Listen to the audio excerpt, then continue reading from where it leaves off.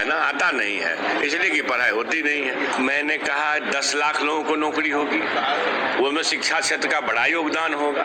हमने क्या कहा आपको, आज हमसे मॉनिटरिंग किया कि कितना रिक्ति है आपके, हमको कल मिलेगा रिक्ति कितना है, लेकिन एक अनुमान है कि कोई 3.5 लाख के आसपास हमारे विभाग में रिक्ति होगी।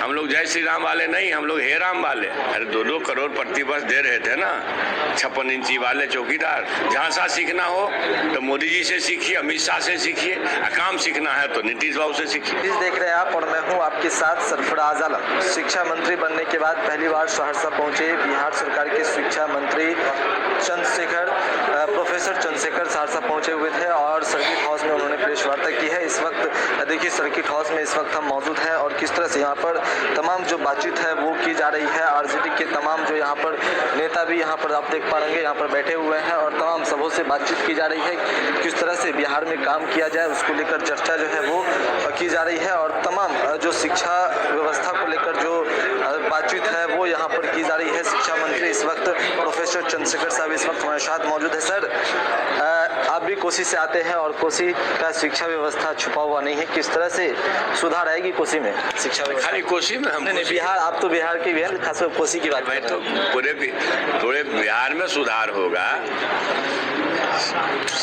शिक्षित व्यक्ति शिक्षा के संस्कार में अपने आप को तन्मयता से लगाएगा।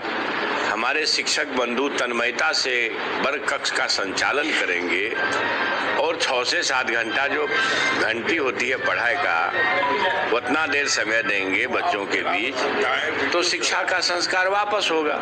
यही तो मैं अपील किया हूँ ना कि भाई शिक्षा ही दुनिया को बदलने का एक ताकतवर हथियार है और वही शिक्षा कमजोर है और सिर्फ संस्कार, शिक्षा संस्कार को वापस लाना है। हमें दुख होगा, चिंता होगी तब जब एक शिक्षक के विरुद्ध एक शिक्षा मंत्री मजबूरी में कोई कार्रवाई के लिए मजबूर होगा, तो ये चिंताजनक होगी। इसलिए विनम्र आग्रह है, अनुरोध है, हम अपने शिक्षा क्षेत्र से जुड़े हुए तमाम संगठनों से, चाहे वो राजनीतिक संगठन हो, शिक्षक लोग संगठन चलाते हैं या विश्वविद्यालय से लेकर के नीचे तक के जो हमारे अवयव हैं, सबसे कि आपको जिस काम के लिए सरकार वेतन देती है, लाखों लाख रुपया देती है, नियोजित शिक्षक के वेतन का मामला है वो अलग है, वो कॉलेज शिक्षक में तो नहीं है या परमानेंट टीचर में तो नहीं है।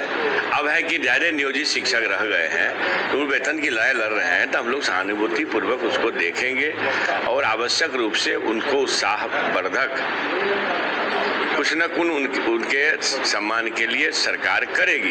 ये बनाए हैं हम लोग, हमारी सरकार बनाई। अब ये है कि हम एक अनुरोध खाली कर रहे हैं कि भैया आप जिस बात के लिए हैं, वर्ग कक्ष चलाने के लिए बच्चों का वर्ग कक्ष का संचालन करिए। यह रोना ना रोइए कि हम 10 की जरूरत है, 5 ही हैं, 5 ही हैं तो 5, आप 5 ही हैं तो उतना तो खड़े हुई है ना। ठीक है, एक शिक्षक अभी जो MDM, UMDM भी मसला है, एक शिक्षक उसमें लगे हैं तो 4 तो खड़े हुई है ना। 4 शिक्षक जब खड़ा हो जाएगा, 3 शिक्षक भी खड़ा हो जाएगा, तो निश्चित रूप से हमारे माता पिता को ये भरोसा होगा कि अब सरकारी स्कूल में पढ़ाई शुरू हो गई। जब भरोसा हो जाएगा, हमारे पास सूचना आएगा, सरकार, मैंने कहा समाज से ज़्यादा बड़ा काउंसिलर कोई नहीं है। समाज से जैसे सूचना हम लोग भी घूमते रहते हैं, समाज अपने कहेगा ये भाई मंत्री जी अब तो पढ़ाई होने लगी, क्लासेज लगने लगे, बच्चे आने लगे। 1-2 महीना में बच्चे आ जाएंगे। जहाँ 5 आता है ना वहाँ 200 आएगा, जहाँ 50 आता है वहाँ 500 आएगा। नामांकन तो ले लेता है ना, आता नहीं है, इसलिए कि पढ़ाई होती नहीं है। तो ये है, इसलिए आपके माध्यम से पेरेंट लोग से भी, माता पिता से, चाहे हो सकता है आपके पास तकलीफ हो, एक समय भोजन न जुटा पाए, लेकिन अपने बच्चे को पढ़ाने के लिए पूरा जोर लगा दें। बिहार में क्या नई सौगात मिलेगी शिक्षा के क्षेत्र में सर आपके आने के बाद?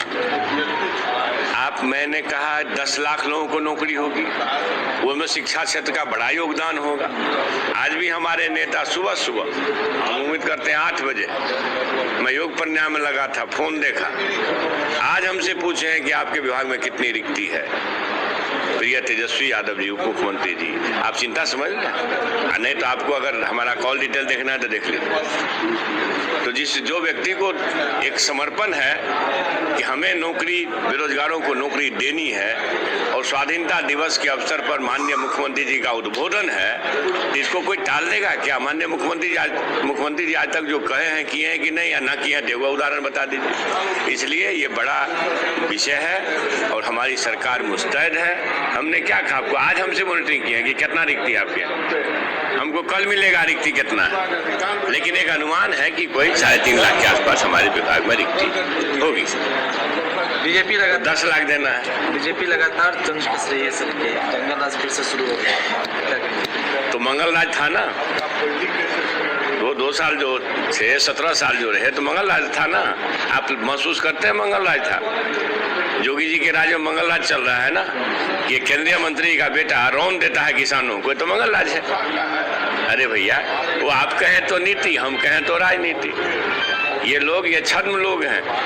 हम लोग मोहब्बत का माहौल बनाना चाहते हैं, ये लोग नफरत पैदा करना चाहते हैं। इन लोगों को शिक्षा से कोई मतलब नहीं है। जिसके संघ प्रमुख ही कहते हो कि शिक्षा से अहंकार बढ़ता है, तो आपको नहीं लगता है कि शिक्षा को खत्म करके ये छद्म हिंदूवाद में देश को ले जाना चाहता है? इसलिए जो महात्मा गांधी बापू का वैष्णव जन का तूने तेने कहियो पीर पराई जान रे, ये जो हमारा धर्म है ना, हिंदू दूसरे के पीरा में शामिल होने वाला है। ये तलवार बांधने वाला नहीं है। हम लोग जय श्री राम वाले नहीं, हम लोग हे राम वाले। तो हे राम वाला संस्कृति आए, जय श्री राम जाए। काम होगी सर, बिहार में काम होगी। तो आपको नहीं लगता हम जो काम, पहले नौकरी का सवाल है, वो मजबूती से होगा। नौकरी में भी सवाल उठ रही है सर, बीजेपी कह रही है सिर्फ कहेंगे, पूरा नहीं करेंगे। तो वो जो 8 साल में 16 करोड़ देना था, वो पूरा कर दिया कि नहीं? अरे 2-2 करोड़ प्रतिवर्ष दे रहे थे ना 56 इंची वाले चौकीदार नयन भाई मोदी जी, मिला कि नहीं कि गया? तो उनसे पूछिए ना कि वो झांसा देते हैं। हम लोग झांसा देने वाले नहीं हैं। झांसा सीखना हो तो मोदी जी से सीखिए, अमित शाह से सीखिए। काम सीखना है तो नीतीश बाबू से सीखिए।